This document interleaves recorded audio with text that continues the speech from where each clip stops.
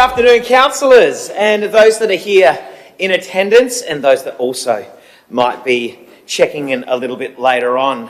As we do open today's ordinary meeting here at the City of Launceston, we acknowledge that we gather at Town Hall on the unceded lands of Palawa people. Opening today's meeting at 1:01. Please be seated.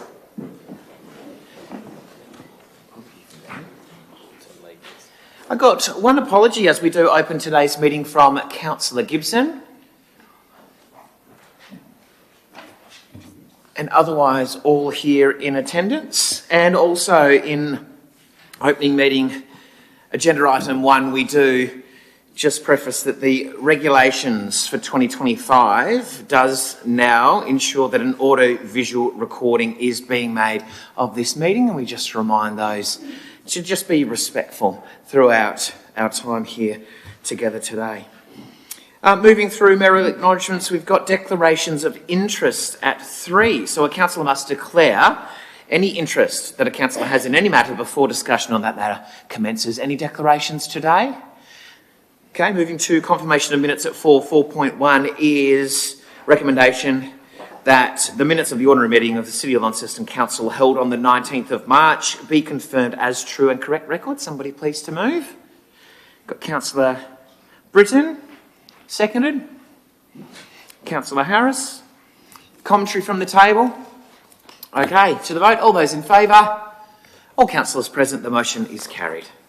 At 5, we've got workshops. 5.1 is council workshops, the report for the 26th of March, with the recommendation being that council notes the council workshops conducted and attended since the last council meeting for the purposes published in this agenda. Somebody please to move. Councillor Marsden has moved, seconded by Councillor Harris. Contributions around the table? Okay, to the vote. All those in favour? All councillors present, the motion is carried. We have no councillors' leave of absence or parental leave applications as a part of this identified as part of this agenda. We've got no community reports, so we move to questions by members of the public at 8. 8.1, questions on notice by members of the public. They are published and responded to as a part of this agenda. So we move into 8.2, which is questions without notice by members of the public. If you do have a question, I don't have any noted speakers, but if there are questions in the room, please move to the centre microphone and please just start with your name and your suburb. You may ask 3 questions. Thank you, Mr. Mayor. Robin Smith, Coffee Republic. 2 questions. One about the 5th of March decision to put security guards at the St John Street bus stop, funded and managed by council. Yes. It has worked. However, the unintended, albeit not unexpected consequence is the displacement of the behaviour. Sure. And the security guards focus only on the 2 bus stops, the interchange, not the surrounding precincts that the trouble has been pushed to. Could council expand the area to include those council areas, please? Because just to push it away is not really long-term going to help the bus stop option of staying there potentially if it's just displacing the problem. Excellent. Thank you. Thank you for the comments. And there has been some commentary that councillors received this week from the security organisation itself addressing that very issue also. So that's something that we'll take into account. We'll continue to work with the state government and the policing processes that are currently in play with Minister Ellis as well around some of those CBD initiatives, and we'll ensure that that feedback is also passed on as a part of that review. Good. Thank you. I wasn't aware of that. Question, multi-part question about the Northern Inverness car park off Forster Street in Vermey. It's on the council's website as a public car park, $1.50 an hour or $40 a month with a Tiger bus permit. The first part of the question is how much, since it's been a revenue car park, has council generated from the operations of that car park? And secondly, could it be potentially, what would the effects be of making it available for free to the public for commuters and workers to use, please? Great, thank you. We'll take that on notice. Just noting that there is some in-depth parts of that question and facts and figures, so we'll look into that for you specifically and ensure that that is published in the next agenda. Thanks, Mr. Smith. Any further comments, queries or questions from the public? Okay, we'll move through the agenda. We have no petitions or deputations that have been identified as a part of this agenda at 9 and 10, so we move into Planning Authority at 11. Under the provisions of the Land Use Planning and Approvals Act of 1993, Planning Authority is regarded to items included in agenda item 11, Planning Authority, with 11.1, starting off with the Newstead Crescent Local Heritage Precinct. Before I do get to, thanks Mr Smith, before we get to the recommendation, just opening if there is any public commentary to agenda item 11.1. I have none noted, so we will move through to the recommendation. That recommendation being that Council initiates the draft amendment as published for the Newstead Crescent Heritage Precinct in accordance with those published requirements of the Land Use Planning and Approvals Act of 1993, which are situated in this agenda. It's been moved by the Deputy Mayor, seconded by Councillor Harris. Now today, before we get to speaking, now that this agenda is live, I'll throw over to the Executive Leader for if there was anything from the officers before we take questions. Okay, well we're going to move straight to questions now. And I'll start with the move for questions. Just a question I have in relation to the number of letters that were sent out. We seem to have 33 affected properties and only 31 letters sent out. Does that mean there's ownership? I guess assume the difference is that somebody owns 2 properties in that area? Yeah, there was a number of additional properties added to the precinct afterwards. This was initial consultation that this was done. It will still go out for formal consultation as part of the process before, once it's been initiated as well. So all landowners will be notified. Thank you. Any further questions before we get to speaking? Okay, noting that there are no formulated questions now, to the Speaker, the mover, Deputy Mayor. Thank you. I stand to move this with pleasure. I mean, it's just a while coming. We're starting to work into our precinct registrations for our heritage precincts, which is great. It's going to get the work that we need to get done quicker, I think, in relation to protecting some of those properties which are coming under fire as we speak in and around Launceston. So I think the report's been very logically put out. The objective is to get it out to the community, and particularly those people who own and live in Newstead Crescent, an opportunity for them to have their say over the next 28 days. I know we did get 2 responses to the letters that were sent out, and again they've been asked and answered in there.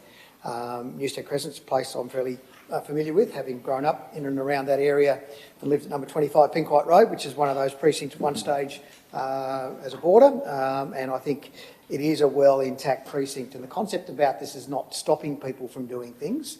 It's about informing the heritage nature of the precinct to ensure that any future developments that go on there are sympathetic and working with what the precinct is designed and how it's built now. So it's really a matter of saying, no, we're not stopping you from doing things, but you need to take into account the character of the area that you're going to be doing, whatever you're going to be doing in it. So I think it's a really good step for this city, and I look forward to seeing more of these come forward in the future.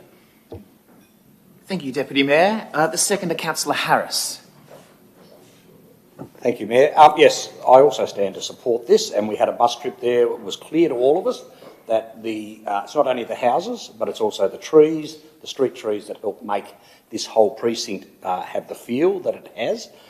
We've been very lucky that so far there hasn't been a huge amount of any demolition of what's occurred there. And I do note that the lovely 1960s built units on the corner of Heritage is excluded from this. I'm sure someday someone will think that was great architecture. At the moment we don't seem to think that way. And that's probably what we need to look at around the city. There will be places that we may not see the beauty of them today, but future generations will. So it is important that we do support this type of precinct development to enable the houses that are there. And they weren't all built in 1 year. They were built over probably a 15 or 20 year period. And of course, the original house predates that by a considerable amount. So really happy with what we're doing here today. It's a great start for this council in its heritage protection, but there's obviously much more for us to do. So very happy to support it today. Thank you, Councillor Harris. Further contributions to the report of the 2 speakers. Councillor Walker. Thank you, Chair. And lovers of our built heritage in Launceston would probably be well aware of this little area off Pink White Road, and of course Newstead House, which is on the state register already, and from where this subdivision occurred in the 1930s. As a consequence, we get remnant Art Deco influences, which is, you know, for many heritage buffs is a particular favourite, but a lot of interwar architecture, which is probably something that, probably not rare in Launceston, but to have it so contiguous in one street is quite rare. The people who have bought and live in this area no doubt love their properties and love the features that they contain, but nonetheless it's important for this council to not just recognise that but take steps towards protecting that, and that is exactly what's happened here. This has been happening in Launceston Council for the last few years, identifying precincts that have that contiguous nature, maybe have one or two houses or buildings that don't match, but by and large that area, such as Cemetery Street, the cottages along there, have an overriding character worthy of protection. But at the same time, of course, Launceston has a large number of properties, and if you know the history of the Heritage Register over the last 15 to 20 years in Tasmania, you'll know that a large number of properties were removed from the State Register. And at the same time, as we moved to a statewide planning scheme, there were properties that failed to get re-registered on our local register. This, in some ways, addresses that by going by precinct and doing that work.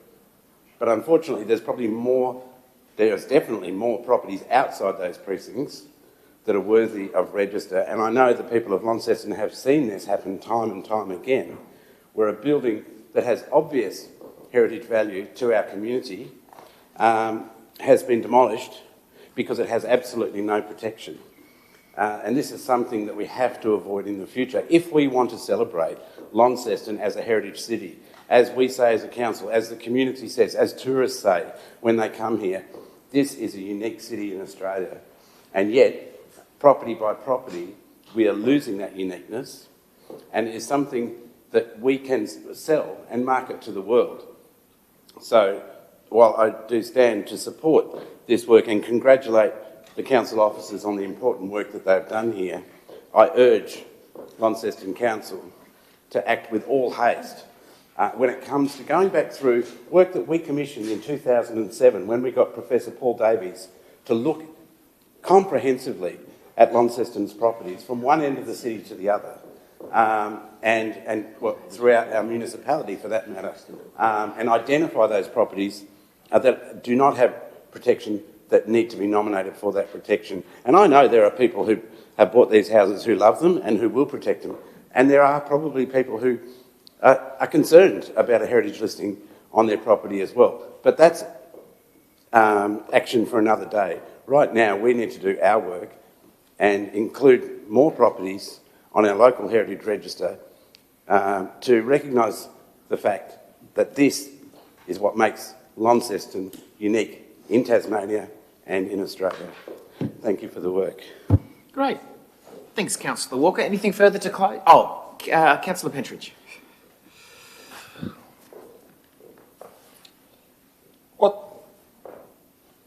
What I'm concerned about and what I was hoping, I don't necessarily need any answers right now.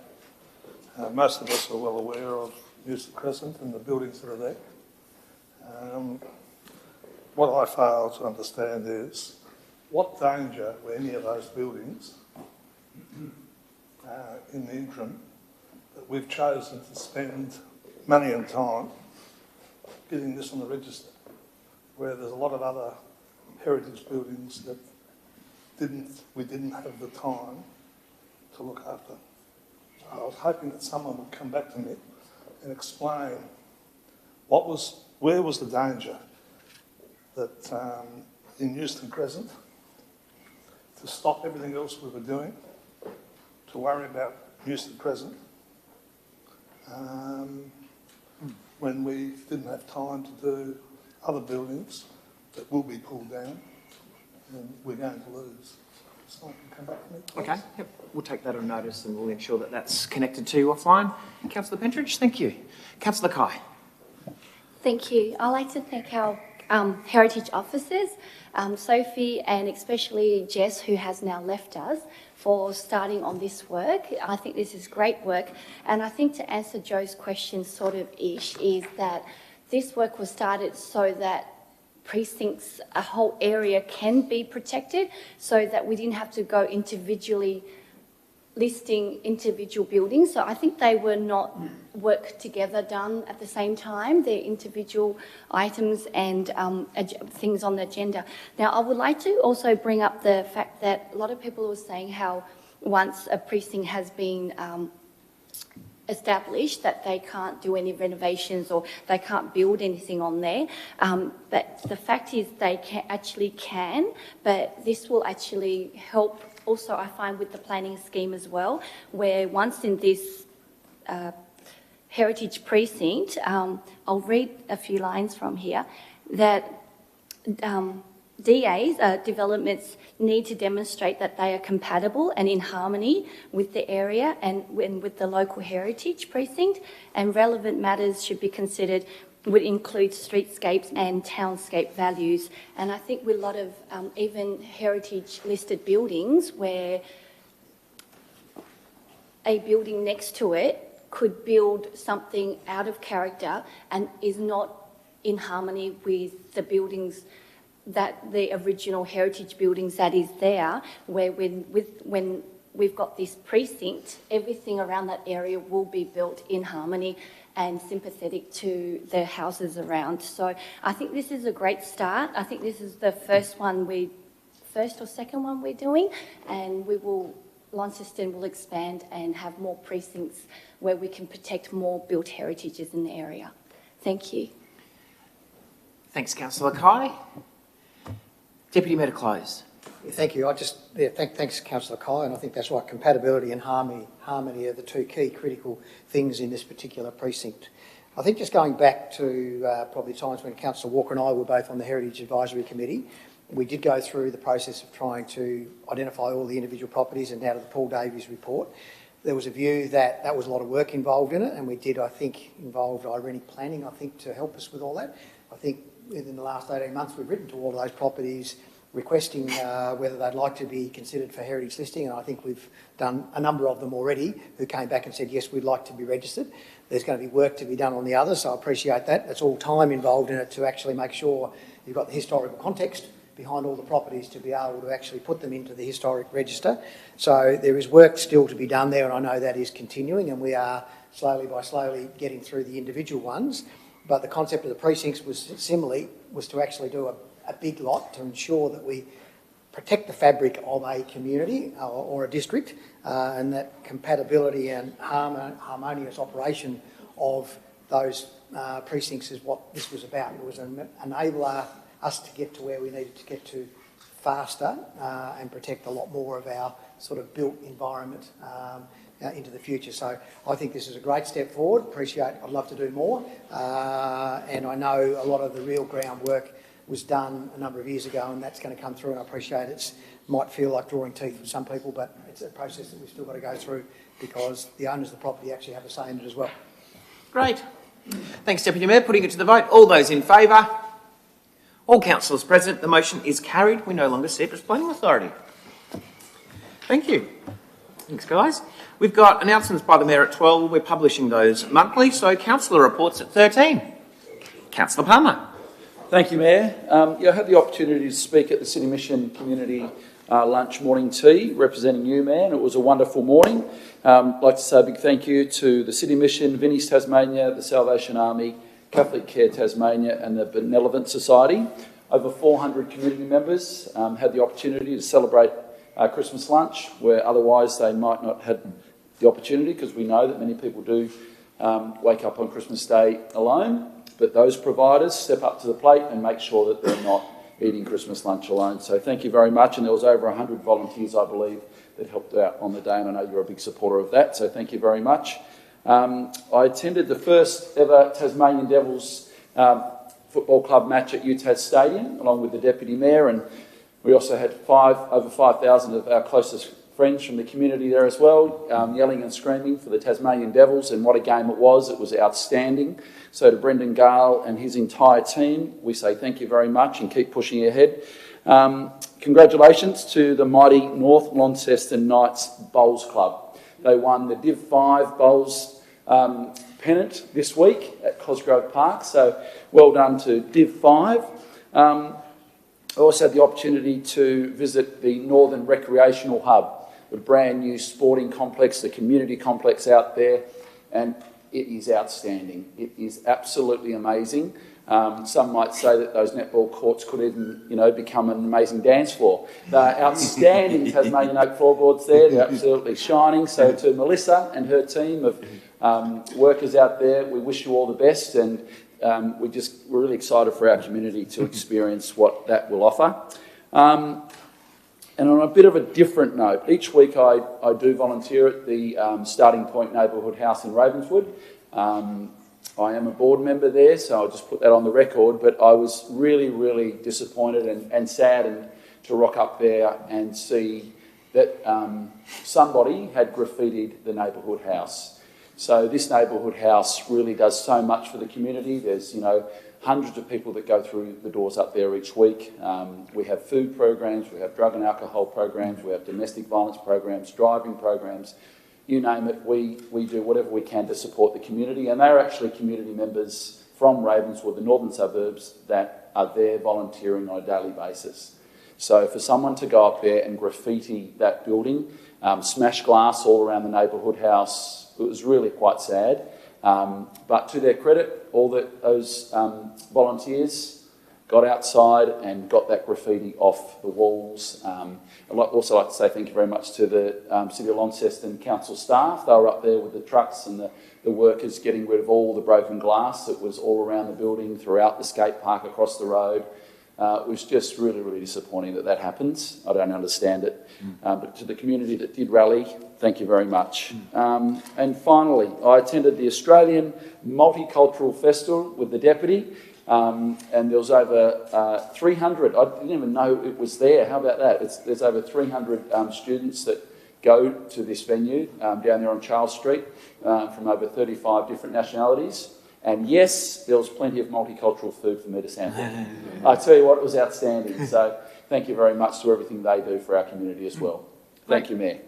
Thanks, Councillor Palmer. Got the Deputy Mayor, then Councillor Harris. Thanks. And again, Councillor Palmer, thank you for your comments, and I'm saddened by what happened up at Starting Point as well. I think it's a terrible indictment on us as a community with all the great work that's done and the great artwork that was done on the building. Luckily, it had anti-graffiti paint on it so they could clean it off. So that's at least a positive, but we shouldn't need to do that in our communities. And, the people of Ravenswood, I'm saddened for them and what goes on. And unfortunately, a few members, maybe not from that community, but whoever did it, I hope they're looking at their head in shame on that aspect of it. The Rec Hub, again, I acknowledge the opening of that last weekend as well. And just note that it is a fantastic facility. The most important thing that we need to make sure is that the Northern Suburbs community actually can embrace it as well, because it's fairly imposing when you walk in the doors. And I just want to make sure that the people that Albert's vision was to actually get the most benefit actually do benefit from being able to feel comfortable to go in there, affordability. So that's the PCYC and Netball, Northern Netball, I think, who are running the facility to ensure that there is a place for everybody in that facility to be able to utilise, because it'll be fantastic for those that do get to utilise it. Like you, Councillor Palmer, the Tassie Devils game last week was absolutely brilliant. You could not have put a better day on in Launceston than we did. Not a breath of wind, perfect conditions, and a very, very high quality game of football from two very good football sides, which gives us great, I think, looking forward to what the Tassie team might look like in a couple of years' time. I thought it was great. I think, coming to the northern community and showcasing great talent and a really good day, and for the few thousand people there, I'm sure they thoroughly enjoyed it. I know I did. Last week I attended the Theatre North AGM, and they sit there with excitement about the year that's just passed, and I guess the excitement of what's going to happen in the next couple of years while the refurbishment of the Princess Theatre is undergone, and they've taken on with great fervour the management of the Albert Hall complex, and looking forward to the programs, which will be different to what we're used to seeing in some of the things that we do in the Princess Theatre, but I think something new which will actually evolve our cultural offerings, I think, in and around northern Tasmania. So very excited about where we're going to go in the next year or so. On Friday last week, I attended the AMC Common User Facility opening, which is a defence activity force, which is top secret, a lot of the stuff that goes on in there. So we've actually got a lot of money in there, which is actually doing innovation and so forth like that for defence. You need passes well above my pay grade to be able to get into these places, but also had the opportunity to have a tour of the AMC facility, which anybody gets the chance to do that, grab it, because it's absolutely fascinating what goes on behind the closed doors if you get up into the simulators and things like that. I did go on the flotation tank on the thing, and I managed to crash, which was not quite in the program, and I got bruises up and down my body for that. But luckily we all walked away unscathed. But that was a bit of a shock to the system, but absolutely fantastic, and it's great to see what the AMC is doing out there as part of the broader university complex. So looking forward to seeing how they're going to grow, and there's going to be micro industry and things like that will grow out of what's going on out there at the moment. And as Councillor Palmer said, we attended the Australian Federation College. Thank God you came, because there was a lot of food there and they needed you. But the absolute cultural diversity of the people in that room, and what I really enjoy is they fly about 20 or 30 people down from Melbourne and Sydney who are involved in the college, Federation College in Melbourne and Sydney. They come down here to have a look at what we've got, and have a look at Launceston, and then go back and promote to Colombia and all around the world Launceston as a place to come and study, which is absolutely fascinating. And it's such a joyous occasion, and when you have countries that are represented with their food stalls and things like that, some that are in conflict with each other, literally side by side, doing things, and I used the John Lennon Give Peace a Chance. It's sort of part of my speech the other day, on the basis that, it really showed the harmony of, I think, the 14 nations that were represented in that festival. And I think it's something that if you ever get a chance to do it, and we should make sure everybody gets invited to it next year, because it's great fun, and they do a terrific job, and there is no shortage of food. Mm-hmm. And the final thing I did was on Wednesday, which was yesterday, I met up with Andrew Truscott from Taswater, and I went out and had a look at the new Tea Tree Bend and where they've got to in the refurbishment of that. We've got an item on agenda 18.5, which we're going to look at a little while. And to look at what they've actually done out there is phenomenal. We saw, I think a few months ago, we saw the Bell skeleton. A lot of that's now happening. But to enable us to go to the next level of development, if we're going to be developing neighbourhood plans for St Leonard's and other places around the city and beyond, and you're already hearing what Lagana are saying about their situation with their sewage treatment plants and things like that, is the investment has to happen, and it has to happen now, and if we don't happen now, we will not be able to deal with the capacity of what we hope our growth looks like in and around Launceston. But it's fantastic what they've done out there. I think they're commissioning their overflow tanks, I think, in June. So hopefully we as a council get an opportunity to go and have a look around and see what they've done and see how that's done. But, you've got the other sewage station which they're wanting to build as well, which is for the, whatever it's called, there's another sewage treatment. Another sewage treatment plant that's going to be developed, which is to take the raw sewage as opposed to the combined system. That's the one I was looking for, because the combined system will go into the current one and then the overflow situation. But I don't think they've had any spills into the river for quite some time, which is terrific. And this is only going to enhance our environmental controls out there. So a really good week or so I've had in the chair. Thanks, Deputy Mayor. Councillor Harris. Thank you, Mayor. Yep, I also visited the hub, but not with everyone else. I went out there on Tuesday just to have a look around to see what was being talked about, and found it most interesting to see particularly the well talked about toilets and change facilities, which are unisex, and as such you don't have boys and girls in two different rooms. Each room that as a change room or a shower or a toilet is unique and self-contained, and that actually has lots of advantages people may not think of. As a father of a daughter, there comes a time that you can't take those children into the male toilets or whatever, And I remember as a child going with my mother into the women's to a point of time at which she then had to stand outside and push me in and hope that I came back out. And I do think that what has been built there is exemplary, and people who wish to criticise it should go and have a think about it first, or go and actually look at it first, because it is a very safe and very open public facility, if you have to shower or change or otherwise. So well done to everyone who's been involved with that. Also on the 31st, I attended a function put on by Chamber of Commerce to listen to David Cox and the value to the northern economy of what Hawthorn brings each match day. And it's very clear that they've spent 25 years very closely learning what their supporters want to do, and also extending their stays, such that they have, on average, over 3 days, 3 nights, average stay for each of their supporters that come along, and therefore the value to our visitor economy is in the order of around $20 million to Launceston and $45 million to Tasmania in general. And that is really important to realise, because the other important fact that I got from David's presentation was that the average Tasmanian supporter of Hawthorn spends about $89 in coming to a game. And that's really important when we think about Tasmanian Devils and how many local supporters will only be travelling here. And if they're playing as in fact the very first game will be against the Suns this year for Hawthorn, only the travelling Suns supporters will in fact be injecting money into our local economy. So it is a conversation that is being had, and Hawthorn were on the front foot in leading it. And there were many, there was probably 50 or so of the local business community there to hear what David was saying.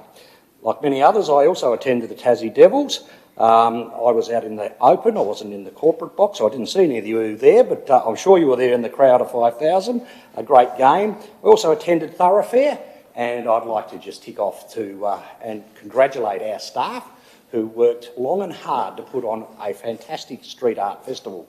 I saw one being advertised in Frankston a few weeks ago on the Channel 10 News, and we certainly had everything that they had and a lot more. So I do think that what we produced here in Launceston was every bit as good as what is being done in the capitals of Melbourne and other places. So congratulations to those who put it on, to everyone who attended. They say up to 10,000 attended. I wouldn't have thought there was 10,000 quite when I was there, but I was there after the football, so I was probably in the middle of the afternoon.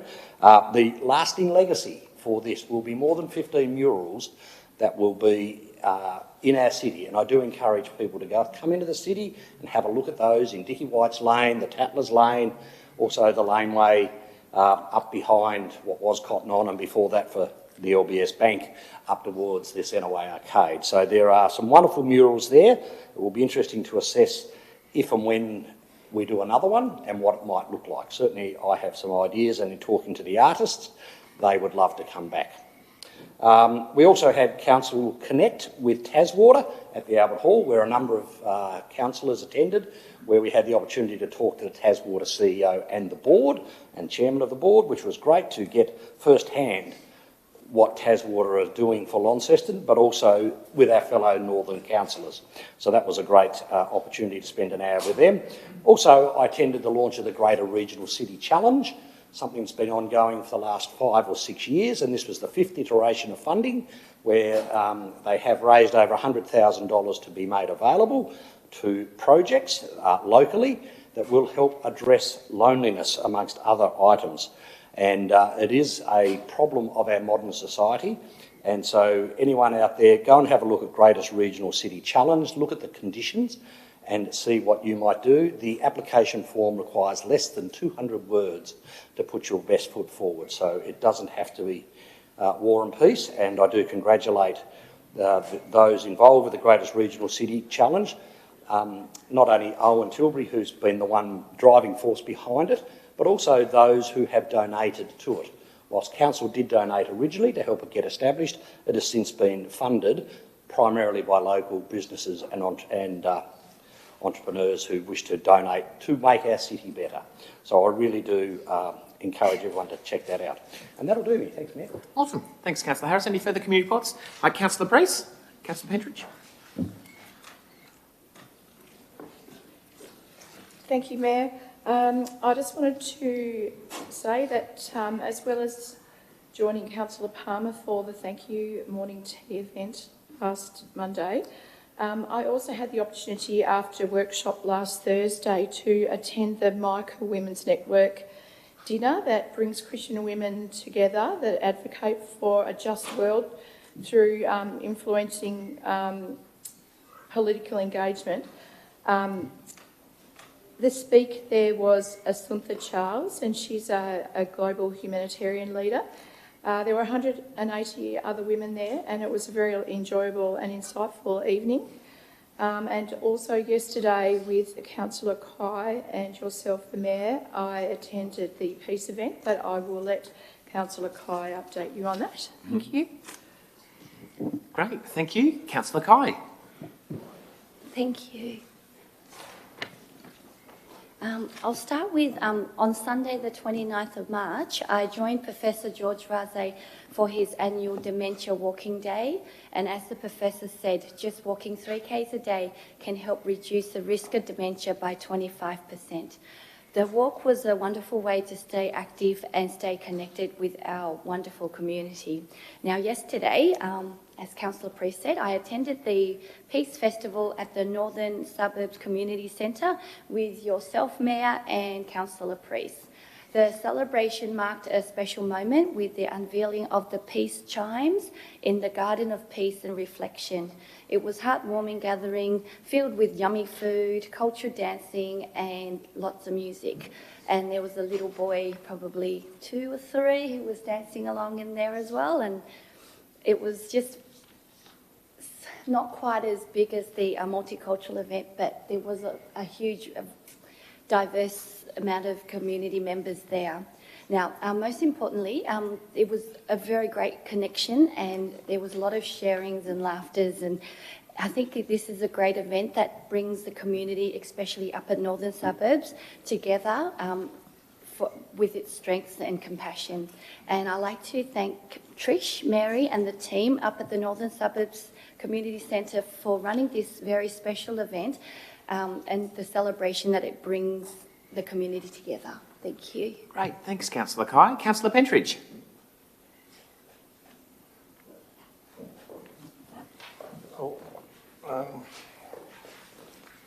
I've listened to my colleagues, and we were talking about Ravenswood Community Centre, and I'll quote, as I have on other occasions, I don't dream these things up, but Winston Churchill once said a lot of things, but he also said that it's good to see people who don't go out to be popular and say nice words, which I seem to hear a lot of them in this establishment. Always nice words. And then individuals like myself are made look like some sort of grouch. I'm even getting placards, mate, with grouch on it these days, which is all right, I don't mind. Someone's got to bring out some of these other things.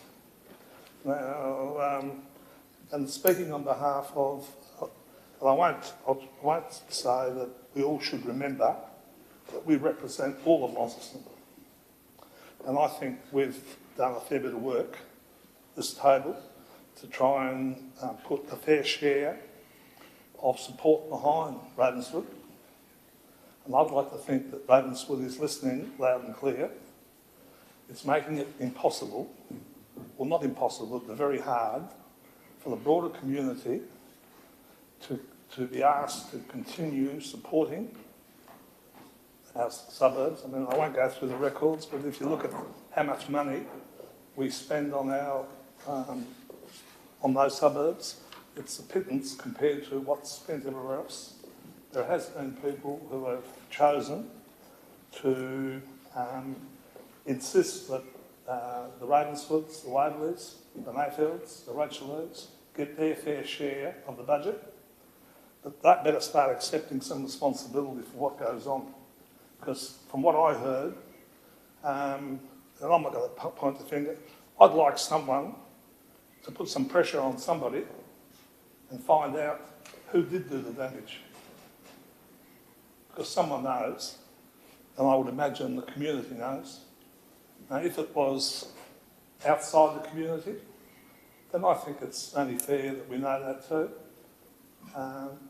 If it was within the community, then they need to be aware that the broader community isn't willingly handing over money, because everyone needs money spent on their own communities. We've chosen to support Ravenswood in particular at the moment. We need to get to the bottom of who's doing this damage. And it's got to stop, because it's not achieving it. And it's making it very hard for us to get support from the broader community to keep spending money when it gets just wasted like this. So if I made it clear, I'm not here, we won't talk, it's been made clear that election time's coming up, and I'll be in trouble if it's going to be based, if I was to stand, based on popularity, because it's not something that's high on my list of priorities. So people at Ravenswood, accept responsibility, and let's make sure we will try and find the money that's required to upgrade all the facilities, but you've got to take some responsibility and look after the assets. So, thank you. Thanks, Councillor Pentridge. Any further community reports? Okay, we'll move through to 14, which is questions by councillors at 14.1. We've had no questions on notice that have been published. So at 14.2, we've got questions without notice by councillors. Any questions? Councillor Walker. Thank you, Chair. I'll just possibly questions for our administration. The state government touted having park and ride locations in Launceston's municipality as well as down in Lagana, and that recently was in the local newspaper regarding West Tamar Council's interactions with that. What communications have we had with the state government and in regards to the progress of park and ride facilities in the northern suburbs, in the southern parts of Launceston, and have any locations been discussed and any timelines? Great, thank you for the question. CEO. Thank you, Councillor Walker. Through the Chair, I'll take it on notice because I imagine some of our officers have had direct engagement with the state government. Well, I'd like to hope and think that we have, so I'll take that on notice and report back. Yeah, certainly with free buses at the moment, it would be ideal if they were up and running. The West Launceston Bowls Club has recently vacated their property and no longer functioning in the Bowls Club facility over near Glendew there. It's a substantial piece of land.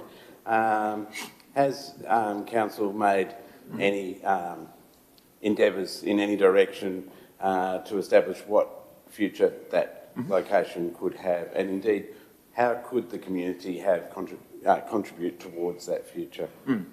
Thanks, Councillor Walker. We'll take that on notice as well, noting that we have done some work there, and I believe there might even be some remnants of burial grounds. So there's some work being worked through there. So we'll take that on notice and ensure that that's reported back to you. Yeah, very interesting. It is. There's a lot of interesting things going on. The future of Hawthorn Hawks in Launceston post 2028. There has been quite a bit of conjecture reported in the media regarding that. Can the CEO, or indeed the Mayor, share any information, any further information about the Hawks' future in Launceston, indeed Launceston's, City Council's relationships with the Hawks post-2027 season? Great. Thanks, Councillor Walker. Noting some commercial in confidence, I will pass to the CEO around what might be able to be expressed, if anything, around those further deliberations. Thank you. Through the Chair, thank you, Councillor Walker. What I can say is our relationship is obviously quite strong. We have a commercial relationship with Hawthorn Football Club. We're continuing to engage with them on a regular basis, as well as other key stakeholders within relation to that arrangement, and that does include some engagement with the AFL themselves, and when we can provide adequate answers and updates in relation to what that looks like for Launceston, we will certainly be doing that and be doing that publicly. Great. Any further questions? Okay, moving forward, we have got 15, 16 and 17 with no items identified as this agenda has been published, none at 17. So we move through to 18, which is Community Asset and Design. 18.1, we've got the Hobblers Bridge Road to Henry Street Link project. Recommendation for this one being that Council notes the implications if the link road is not delivered and endorses the concept.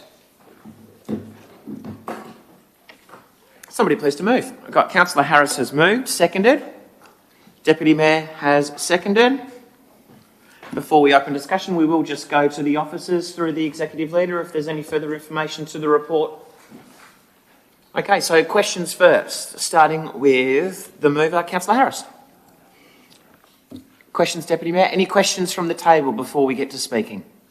Yeah, a question, Deputy? There is. I just want to ask a question in regard to, we've done the Hobblers Bridge link to Henry Street.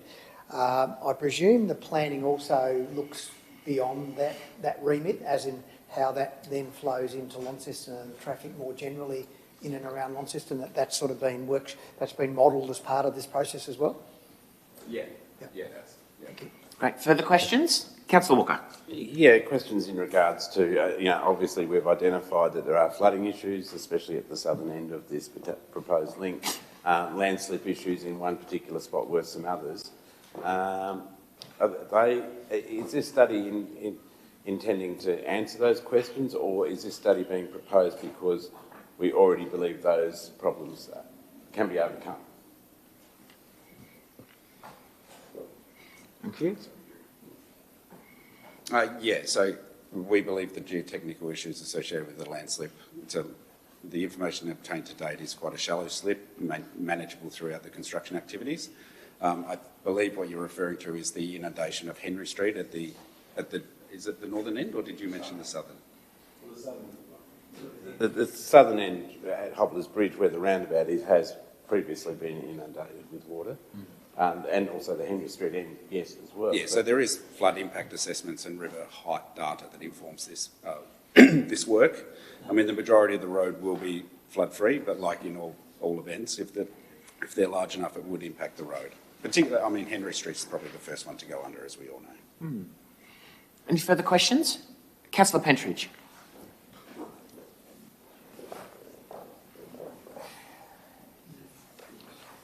This new name, Hobblers Bridge Road to Henry Street, that is part of the original Eastern Bypass, isn't it? This is a very different job. The Eastern Bypass... Is it part of what we've been talking about for 60 years? About building a... The Eastern Bypass is a route or an alignment for the Eastern Bypass has contained where this road is located, yes. So this is part of that original route?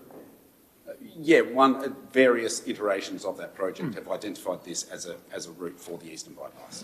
I suppose where I'm going is, my understanding is there's $500,000 or $600,000 been allocated, or we're asking to spend that sort of money to do another report. Would someone want to, and I was going to offer, I realise I've been around a bit longer, I've got about 100 reports, I won't say hundreds, I'm probably exaggerating, but why spoil a good story from one of a few facts? There's a lot of reports out there. Do we need to spend another $500,000, $600,000? Great question. Executive Leader. So the Department of State Growth has looked at the Eastern Bypass, what we'll be spending the money on, and our Senior Major Projects Advisor can correct me if I'm wrong, with is technical work to inform design of the road, one that will be led by Council, not by Department of State Growth. So a report to the infrastructural build of the road, opposed to its... Considerations of alignment, cost benefit, those kinds of things. This is actually work that will precede design of a road in this corridor. Great, so the next stage. Any further questions? Okay, great. Okay, we'll move to the speakers then. Sorry. Councillor Harris. Thank you, Mayor. And yes, I do recognise that this road is part of what could have been described as the Eastern Bypass that would have run, in fact, from Foster Street right through to the Midland Highway if it was ever built. This link is, to my knowledge, this link road will be the first new road in my 7 years at council that we have actually created simply to help build the infrastructure around our city, which is, unfortunately, reading through the report, still another 5 years away from actually being built, which is unfortunate, but nevertheless the need for it has been there for some time and it will only grow. As someone who drives often up that way towards Ravenswood, to have this link road between Hobblers Bridge and Henry Street will alleviate a lot of traffic that currently has to go up what is colloquially known as Coca-Cola Hill, through the Ravenswood residential area and back down again, or indeed through to Vermont Road. So I think this is a good step forward. Yes, there is $650,000 to be approved as expenditure, but that is to do definitive design of the road so that it is in fact then, as federal governments like to say, shovel ready, I assume, so that we can. Yep. I'll leave you to hang that question, or I won't stop. So that this road can then be put forward for us as a potential road project.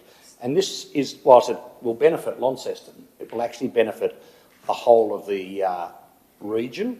It is greater than just Launceston that will benefit, because it will in fact allow some realignment of the route for people to travel through to Scottsdale and other parts in the northeast without having to go through along Brisbane Street or Elfin Road and Hobblers Bridge. It will in fact allow the alignment of traffic to bypass certain parts of our city and actually scoot round the front of the hill. So I think it's an excellent project. It's probably one that has been talked about for 60 years and hopefully will be brought to fruition if we are able to get the funding. But if not, I assume we are intending to fund this ourselves. But as we already have other things being funded at the moment, there's probably another reason why it's 5 years down the track before it would actually be commissioned. I'll leave you to think whether there's some questions in that you may wish to address, but I look forward to what other speakers might say about this particular project. Great. Thanks, Councillor Harris. Further speakers? I've got the seconder, Deputy Mayor. Yep, thank you. And look, I think, to me, the concept's a no-brainer. We've got issues already at Hobblers Bridge, which won't go away and will only get worse as we develop into St Leonard's and Waverley more broadly. I think it's very clear that the road will fail in due course, or it will limit the amount of expansion we can have in properties in those areas out there. Given the conceptual part of it's already been done, and I would hope that all the learnings that we've got from the previous work for the last 60 years will be buried into what we're doing in this process, but now it's going into the detail aspects. We've got to look at the wetlands, we've got to look at the slips, we've got to go and be more technical about what it is that we've actually got to do with that road between now and putting together. Not to mention the EPBC and all sorts of different things that probably will pop up somewhere along the line with the wetlands that have got different rules to what they probably had 60 years ago. So there's a much more defined line of things that we've got to do, but taking on what Councillor Pentridge said, I would hope that all the learnings and the reports that we've received in the past will feed in to make this project the best project that we can make it. To me, the most important thing is that we are forward-looking into what we're doing beyond just that, and making sure that our roads work beyond those, the link road, but we need to make it the best. And I think the other things that come out of this is the ability to put in other transport modes, as in sustainable transport, walking and roads, and run that along the alignment of it, which will actually make that a lot safer, and then can feed into other parts of links in and around the city. So I think it's a really good structured process that we're going through, and I think Launceston in general will significantly benefit from the building of this road in due course, and certainly make the egress in and out of St Leonard's, Waverley and further northeast of there a lot easier. Thanks, Deputy. Councillor Walker. Thank you. I suppose I'll go first to a question maybe Councillor Harris asked it to begin with in regards of the broader implications for traffic movement and the traffic study. Has that work already been done to justify the case for this road? Because we all know there are, this will address the pinch point to some degree at Newstead, where Hoppers Bridge Road meets Elfin Road or Pinkwhite Road there, that you go, well, that's great, less people are going to use that. But of course, at the other end, you'd imagine it's going to put more pressure on the intersection of Tamer Street and Boland, so that, which is already a heavily sort of used intersection. I'm sure we'd all like to see an overarching plan that addresses all those things, but how much of that work has been done in the interim before taking this next step, I suppose, that traffic flow models? When we consider a new asset, we don't, and I'm not an engineer, so I'll seek clarification needed, but we don't just look at it in isolation, we look at the network impact. That's right. So in order for us to do the work to understand if it's valuable and useful to do this link road, we've looked at the business case and it stacks up. It's actually got quite a high benefit ratio, and we have looked at those intersections and where it will relieve, I guess, pressure across the network. We know that St Leonard's can't continue to develop. It will hit a wall without this support, and certainly through the neighbourhood plan, our commitment has been to existing residents and people who might move there that you will get the infrastructure in a sequenced manner so you don't continue to experience these issues around traffic.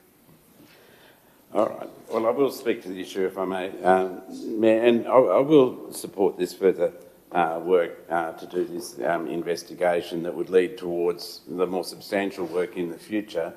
But I do sort of emphasise that I feel as though without having the larger network plan, and I'm not saying we don't have it, building virtually any road is going to alleviate traffic in some place or another, unless you took an extreme example. Any road, connecting reasonably busy locations is going to provide an alternative which will alleviate traffic. I accept that. But we know that we have pinch points. For a small city, they're meaningful to us. I know you go to a bigger city, people say, oh, well, you should try driving in Melbourne, whatever.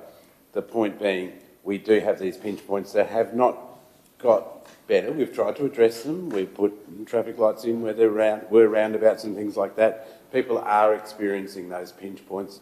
This will also contribute to those pinch points. It will alleviate them, but it will also contribute. So what I'm saying is, where is the greater network work being done, I suppose, that goes with this concurrently, that says, okay, that's true. It's moved the problem over there, but we also have this next iteration and next iteration that actually will address that, because otherwise we're just creating a problem for future councils. I'll finish with that, and I will support it. But great, thank you. Further comments from the table? The question at the end there.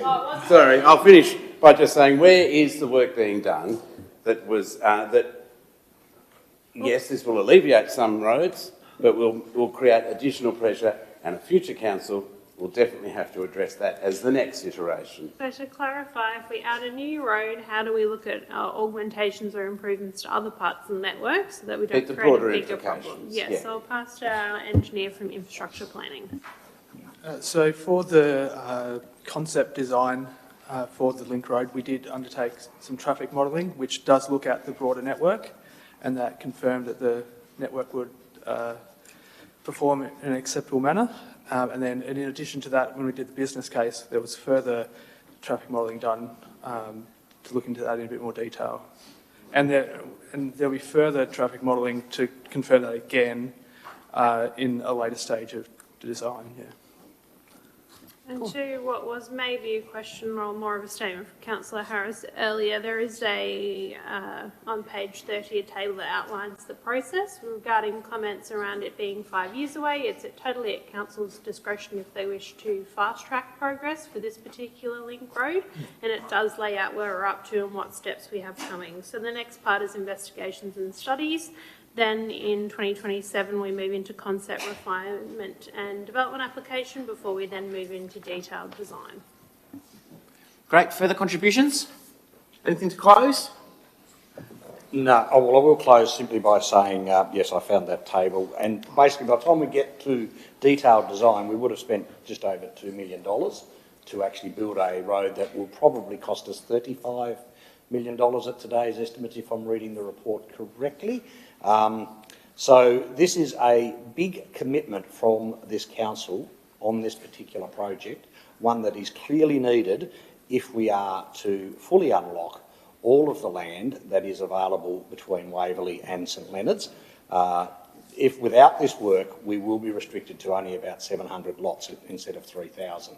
So there is significant downside for Launceston as a city, for our residents, in addition to all the time they'll spend sitting at Hobbler's Bridge and Penquite Road intersection, which already can have lines up that is 400 and 500 metres long back towards the actual Hobbler's Bridge itself at certain times of the day. So it is something that we need to continue to move forward. And I want to thank the officers who've done the work so far, congratulate you on that, but also let's just keep going so that we get this done. Thank you. Thanks, Councillor Harris. To the vote, all those in favour? Those against? Councillor Pentridge and Councillor Walker against. The motion is carried.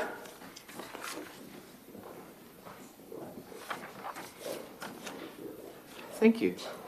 Okay, moving to 18.2, we have got the resumption of third-party works to council buildings and facilities. I've got no noted speakers, so we'll go to the recommendation that council notes that they will pause to third-party funded works to own buildings and facilities, and that will cease from the 1st of April 2026. Anything further to the report? Okay, got a mover, Councillor Harris, seconded by Councillor Palmer. Any questions to start? No questions? This is the time for questions. Okay, Councillor Harris is the mover. Thank you. I had a request from one of our lessees only a few weeks ago asking why they could not get some work done.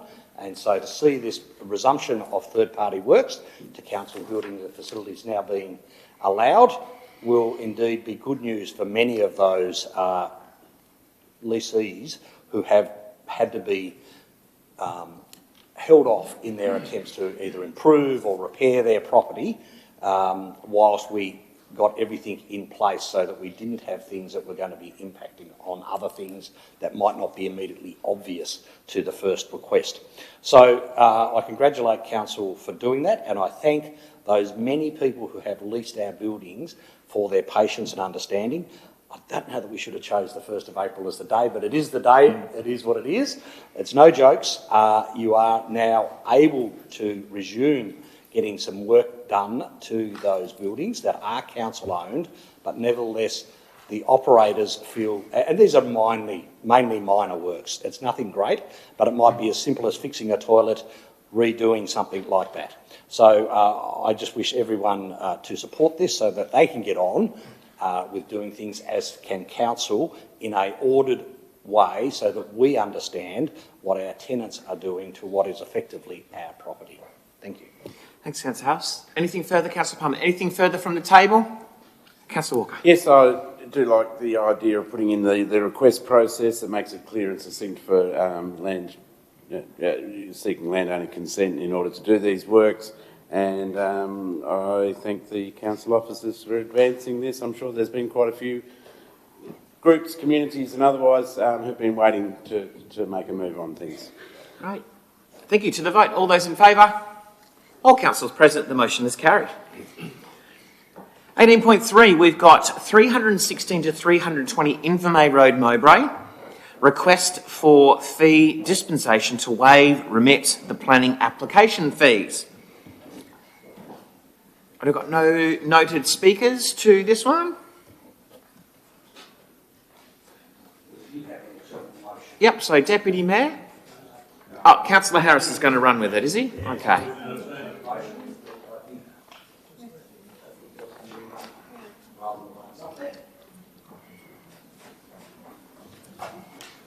That says the council approves the request for fee dispensation and waives and refunds the planning application fees in the amount of $39,368.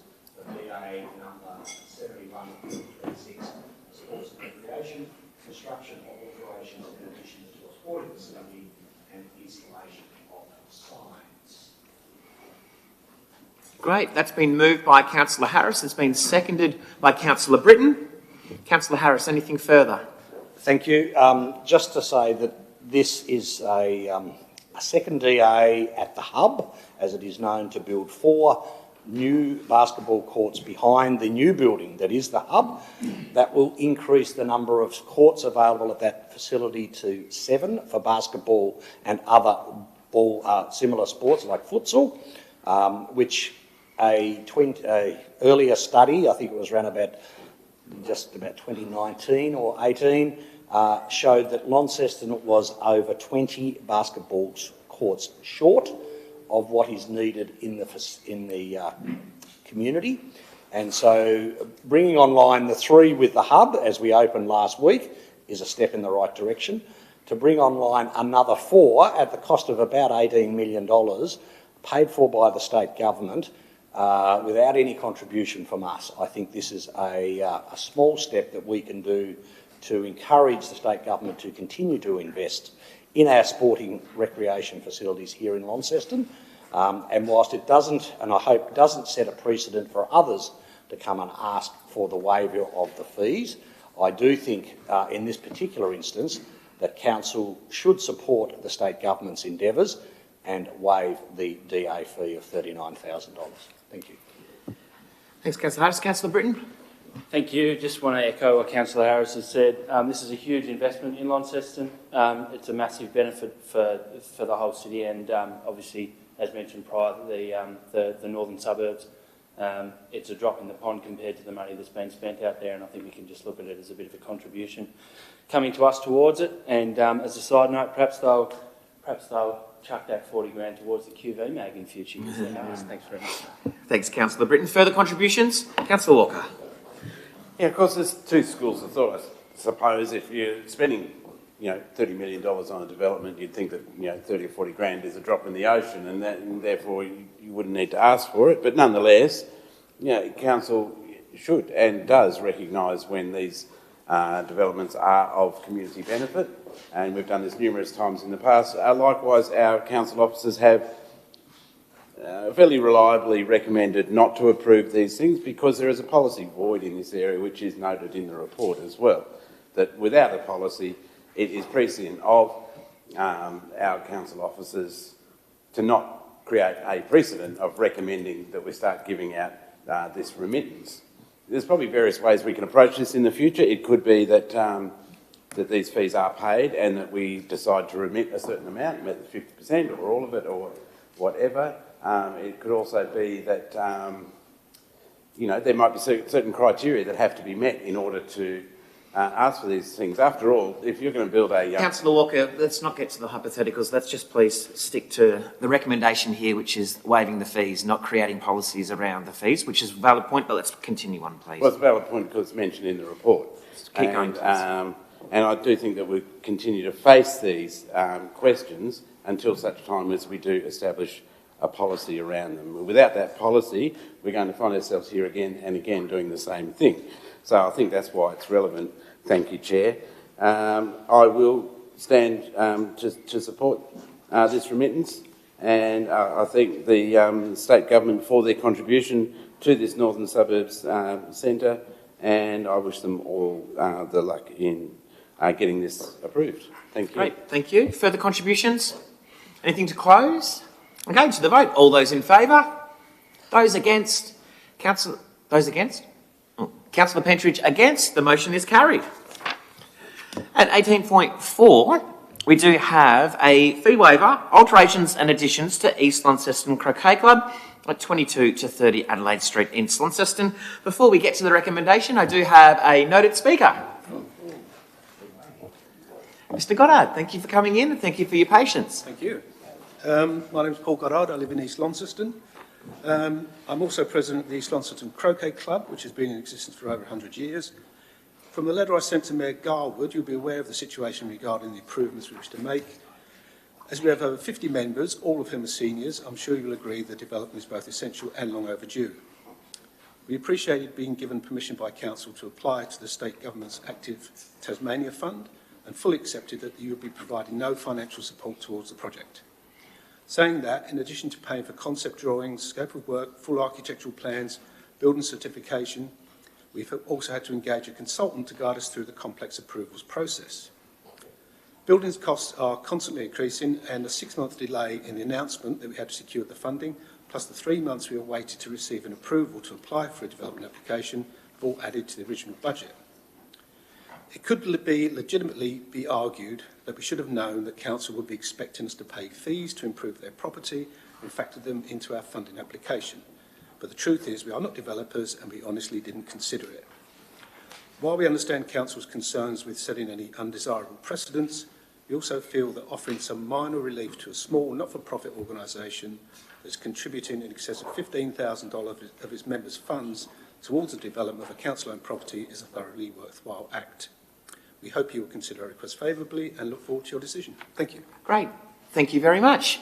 Deputy Mayor, with the alternate recommendation. Yeah, I'd just like to move an alternate recommendation. I think the officers have got it there, but I'll read it out as I've got it here. The Council 1 notes the building and training levies must be collected on behalf of the state government. 2 notes that the proposal to upgrade the accessible toilet facilities of this council-owned asset, which is expected to be funded through a Tasmanian Active Infrastructure Grant, will deliver a community benefit, and 3, on the basis of community benefit anticipated, approves the request to waive the council fees for the relevant applications for alterations and additions to the East Launceston Croquet Club at 22 to 30 Adelaide Street, East Launceston, specifically A, $902 for painting fee application, B, $534 for plumbing application fee, and C, if applicable, up to $379 for building application fee. Great. Thank you, Deputy Mayor. Someone please to second. Councillor Britton has seconded. Yeah, of course, Stephen Specker, and thank you for the words from the President of the the Croquet Club, the Bowls Club next door, and acknowledge that, look, we always get thrown into difficulties where we are giving waivers for some and other people will ask us for others. So I understand the officers' remit in what they came back and gave us, that they don't actually have the powers to do that, and it's something we need to have a think about going forward. But I think in this case, certainly it is our property. As said, well overdue for the population who use the facilities. And I know this has been going on for several years, trying to get a grant to build these facilities. I'm delighted that you've actually got the funding to enable you to do that. And I think that given the benefit to us as property owners in what they're doing and the fact that the money's all coming from grant funds, I think that's something appropriate for us to consider. Great. Thanks, Deputy Mayor. Seconder, Councillor Britton. No, nothing more to add, really, further than that. But obviously this isn't a private or a commercial type operation, and this is just, again, a small drop in the pond considering the amount they're spending on it. So, thank you. Great. Further contributions? Councillor Walker. It's just another example that highlights the need for a policy in the area. Thank you, Chair. Excellent. Okay, putting it to the vote. All those in favour? Those against? Councillor Pentridge against. The motion is carried. 18.5. We have got a late submission 2026 water and sewage price determination investigation. We've got no noted speakers to this one. So the recommendation is that Council endorses the draft submission on the 2026 water and sewage price determination investigation. Somebody please to move. Deputy Mayor's moved. Seconded. Councillor Harris has moved. Before we get to speaking, anything from the officers beyond the report? Thank you, Mayor. Just a clarification. In the report, we mentioned that the plan proposes is in PSP 5 approximately $2.8 billion in investment. We have had a correction from TasWater. I think the investment's 1.6 or 7 billion. So just a minor administrative typo on our behalf. Great. Okay, before we speak, questions. Deputy Mayor, any questions as the mover? Any questions from the table? Okay, Deputy Mayor to speak. Thank you. And again, I think the report, I'm sort of following on from my comments earlier on my visit to TasWater yesterday, is that clearly there's a lot of investment that's been required to be put into our sewer and water, and not just in Launceston, but specifically there's a lot of work that's going in and around Launceston and will do over the next few years in regards to sewage and water. Now, I've probably made this comment in the past. I think a lot of stuff has been done. A lot of what TasWater's problems have risen through poor work by councils when they owned infrastructure for many years, everything buried under the ground, nobody looked at. until all of a sudden Taswater started digging up pipes and finding there was nothing where they should be and so forth. This is a bigger issue. I think the reality of it is we've got some significant growth that's going on in and around our community. We therefore need to be considering the facilities that are required to deal with our growth. We've heard from West Hamer about the issues at Lagana. We're aware of some of the things that are being done in Prospect to sort of reduce the amount of effluent going into the rivers. There's the new sewage plant that's going to be built at Tea Tree Bend to really deal with the effluent that comes in from all parts of Launceston. There's already significant work that's underway and done for us to enable or not enable Taswater to continue to develop the speed that they need to develop to provide the facilities for when we need them, I think would be a disadvantage to Launceston in the longer term. Whilst I accept increases in the levels that have been put forward by Taswater are more than significant in terms of the economy and the world that we're living in today, we also need to think about the fact that we need to be looking forward to the future generations that are going to be utilising those facilities and therefore provide now rather than sit there and wait till everything falls over and then likely to cost 3 times as much by the time we get round to dealing with it. So if it defers, as I think Taswater have said in their submission, the timing of doing all these things, I think that will be to the detriment of Launceston, and therefore I support our representation back. Great, thank you. Councillor Harris is the seconder. Nothing further to add to that. Further contributions around the table? Councillor Pentridge. It's not my day today. Well, I can't support it because the way we're going and giving money away, we won't have to worry about any of the services because no one's going to be able to afford to live in Launceston. Because if you're unfortunate enough to live in Launceston, the fees that you're going to be subjected to fix everything that hasn't been done for the last 100 years is ridiculous. So we can't... Taswater, when the council did away with the services, I'm quoting a certain gentleman whose name I won't mention, we had 270 employees and we run sewer and water. We now have 650 odd employees. We've got no sewer, we've got no water, and we're still bleeding our community to death to fund all these projects. We cannot afford to keep spending this sort of money. Our community hasn't got the money to spend, so I can't support it, and I'll leave it at that. Thanks, Councillor Pentridge. Further contributions? Councillor Walker. It's interesting that the Tasmanian Economic Regulator also chose not to support this 8% over 4 years, totalling a total of up to 50% per water user. I know that Taswater are making efforts to also change the nature of their billing to bill more for water usage rather than the service provision. Now that might be a good thing, but I do tend to agree with the previous speaker that we do live in difficult economic times. Taswater, I think, have a lot of projects on the books, and we'd all like to fund every project under the sun, but at the same time, when it was Ben Lomond Water at the time, when water was separated from the council bills, we were all told as ratepayers it wouldn't cost you any more. You'll just be getting 2 bills instead of 1. Now, of course, that's patently not true.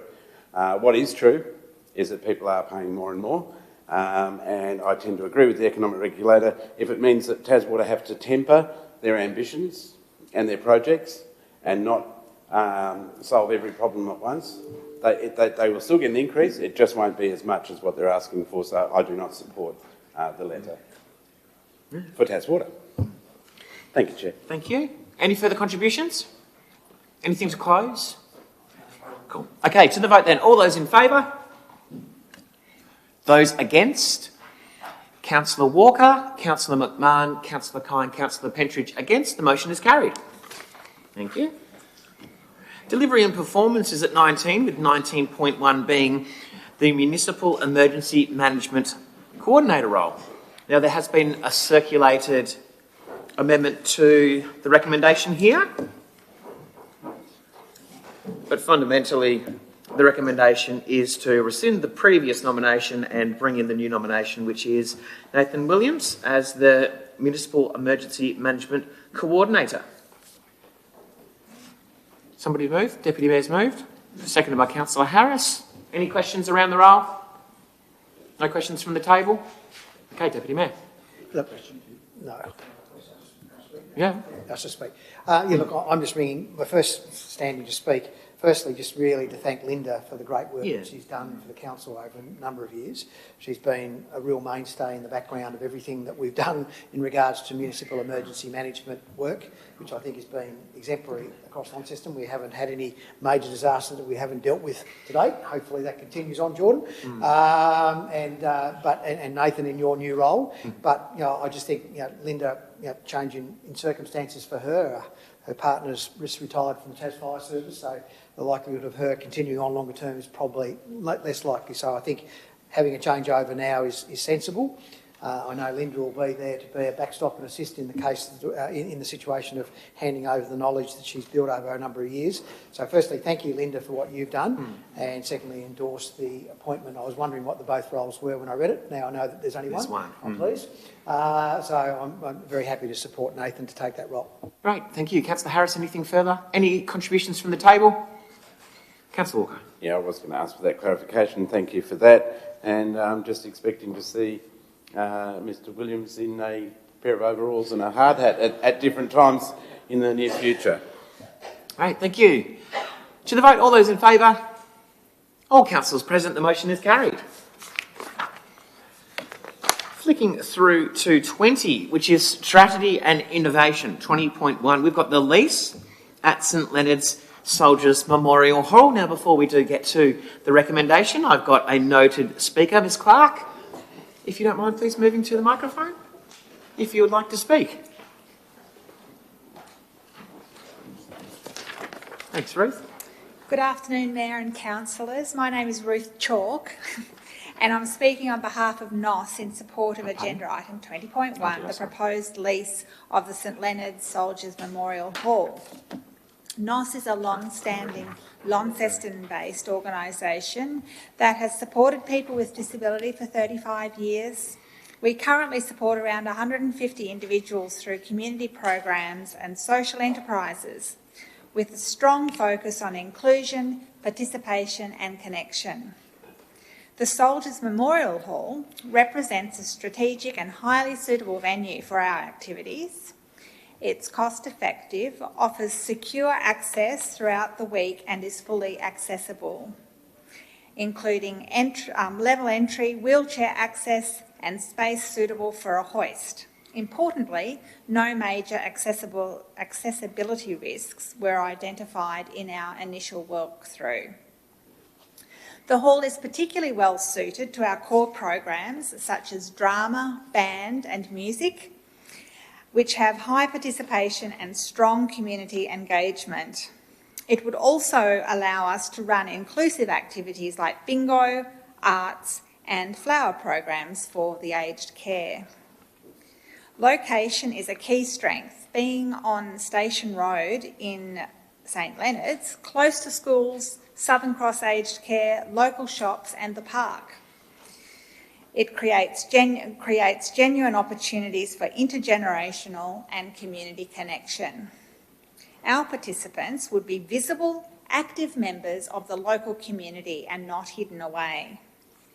Finally, the hall provides an important stable hub for NOS as we transition from our current activity space and progress planning for our longer-term site at Boland Street.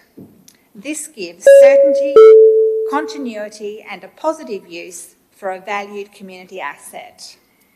So thank you for the opportunity to speak. Awesome, Ms Job, thank you. Recommendation being that Council, by absolute majority, forms the intention to lease part of the land situation at 14 Station Road, St Leonard's, known as the St Leonard's Soldiers Memorial Hall. Somebody please to move. Councillor Harris, seconded. Councillor Marsden. Councillor Harris, anything further? Questions? Okay, questions first. Yeah, just a question. Obviously, we already have a lease on this building to the Pigeon Club or something similar, I imagine. So is there anything in that lease that stops us from effectively subleasing the rest of the area to them or should the Pigeon Club been able to sublease to NOS rather than us leasing it? I just wanted to understand, not only for this property, because I think this is an excellent outcome where two tenants will share the one property that is council-owned, and it will ensure greater utilisation of our asset. And I'm sure there is many others that could be along the same line. So I am asking from that point of view. Thank you. Yeah, so this is a property that has been underutilised for quite some time, being the main hall space. So the Pigeon Club literally have a lease on one room at the back of the hall. Mm-hmm. They have a licence that shares, like for the toilets and the kitchen facilities there. So the hall itself has been sitting vacant because of the Pigeon Club lease. We haven't been able to put the hall on our bookable system, and we've been searching for quite some time for a suitable organisation that could go in there to utilise that space. Basically, Pigeon Club are on board with this decision as well, and NOS are fully aware of the lease at the back of the hall. Great. Any further questions? Okay, just speaking. Councillor Harris. Okay, just quickly, this is clearly a win-win. Win for NOS as an organisation, for them to have some premises for the next couple of years whilst they get their new one at Boland Street up and ready. But also a win for council to have a better utilisation of our asset. And as I said, it's something that I would be keen for us to look at other properties to see whether we in fact could be almost leasing some of them out on a week-by-week, day of the week basis rather than one person having the whole overall lease of the building and then only using it 1 or 2 days a week, which is unfortunately what happens in certain other properties I'm aware of. So really happy to support this today, and I wish NOS all the very best in their setting it up. And I did notice that my Rotary Club sent Mrs Chalk's daughter overseas as an exchange student a few years ago. I did think the face was familiar. Okay, thanks, Councillor Harris. Anything further as the seconder, Councillor Marsden? Yes, I just think this is a great outcome. Hall space in Launceston is well sought after, and to actually hear that this hall has been underutilised is quite outstanding.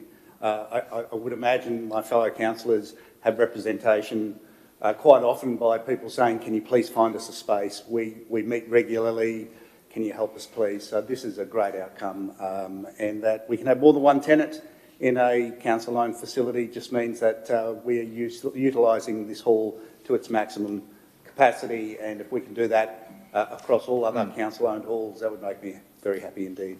So I support this. Thank you. Thank you. Further contributions? Okay, to the vote. All those in favour? All councillors present, the motion is carried. Thank you. 21 and 22, we've got no items identified for the CEO network or late items, so we'll now move into closed council. 23, we've got the recommendation being that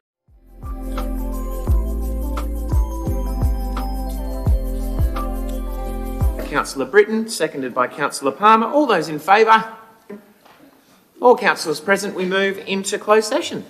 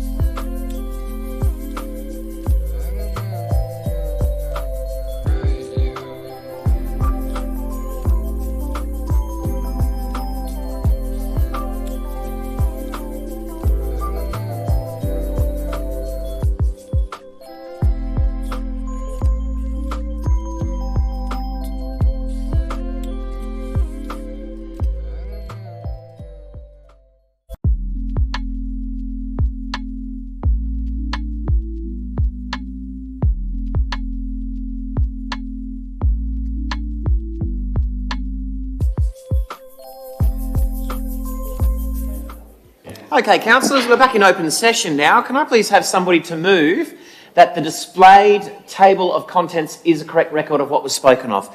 Councillor Palmer has moved, seconded by Councillor Harris. All those in favour? All councillors present, the motion is carried. We close the meeting at 2:55, with the next meeting to be held here at 1 p.m. on the 16th of April at Town Hall.